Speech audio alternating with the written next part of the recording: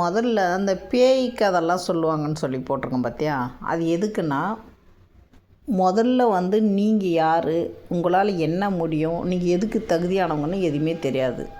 ஆனால் உங்களுக்கு ஒரு அறிவுரை சொல்கிறன்னுட்டு ஏதாவது ஒன்று சொல்லி ஒரு பேய் கதையாக சொல்லுவாங்க.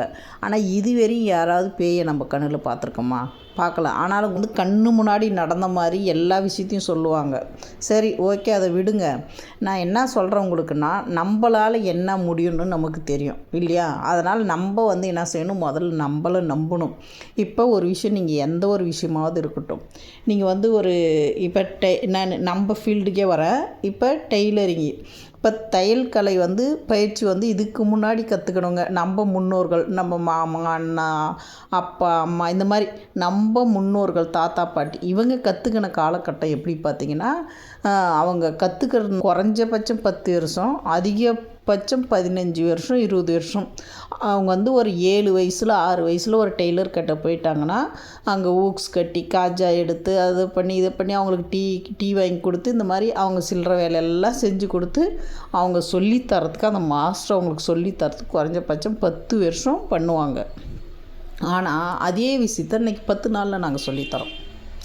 நம்ம அதே விஷயத்தை நாங்கள் 10 நாளில் நம்ம சொல்லித்தரோம். ஆனால் இப்போ நீங்கள் என்ன நம்ம மனநிலையில் இருக்கோம், 10-15 வருஷம் அவங்கெல்லாம் கற்றுக்கினது எப்படி 10 நாளில் கற்றுக்க முடியும்? இப்படி தானே நம்ம எல்லாருமே யோசிக்கிறோம், எல்லோரும் கேள்வி கேட்குறோம்.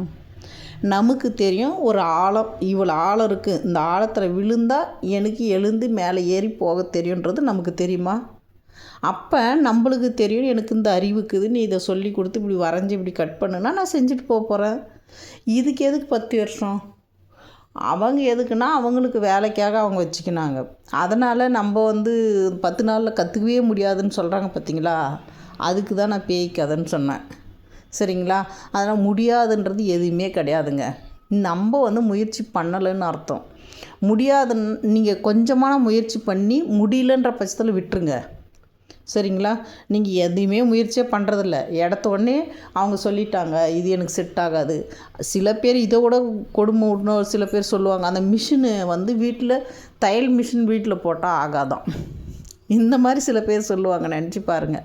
அது எதுக்குன்னா அவங்க இவங்க தொல்லை பண்ணுறாங்க எதுக்கு அப்படின்ற மாதிரி இதை சொல்லி ஆகாதுன்னு முடிச்சிட்டா பிரச்சனை சால்வ் ஆகுதுல்ல, அப்படி அவங்க யோசிக்கிறாங்க.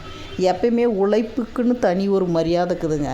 அந்த உழைப்பு நீங்கள் உண்மையிலே மனசு வச்சு அதை உழைச்சி நீங்கள் அதை முன்னுக்கு வரணும்னு நினச்சிங்கன்னா, நீங்கள் அந்த எந்த ஒரு சின்ன வேலையை செஞ்சு நம்ம மரியாதையோடு அந்த வேலையை செஞ்சுங்கன்னா அது கட்டாயம் நம்ம முன்னுக்கு வருவோம்.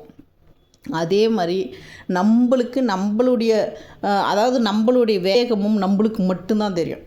நம்மளுடைய அறிவு என்ன, நம்மளால் எப்படி செயல்பட்டால் நம்ம வர முடியும் அப்படின்றது நம்மளுக்கு மட்டும்தான் தெரியும். நம்மளை பற்றி நம்மளுக்கு தான் தெரியுமே தவிர இன்னொருத்தருக்கு தெரியாது. நம்மளுக்கு சொல்கிறவங்களுக்கெல்லாம் தெரியாது. சொல்கிறவங்ககிட்ட கேட்டுக்கோங்க, சொல்கிற கருத்து சரியாக இருந்தால் எடுத்துக்கோங்க, நம்ம சரியில்லைன்னா விட்டுருங்க. ஆனால் பயந்தே வாழாதீங்க. பயந்து எவ்வளோ நாளைக்கு வாழுது? பயந்து வாழ வேண்டி, அதாவது பயப்பட வேண்டிய இடத்துல பயப்படுங்க, மரியாதை செலுத்த வேண்டிய இடத்துல மரியாதை செலுத்துங்க. தேவையில்லாத பயப்பட வேண்டாம். நம்ம எல்லாமே நீங்கள் உழைப்பு முயற்சி தான்.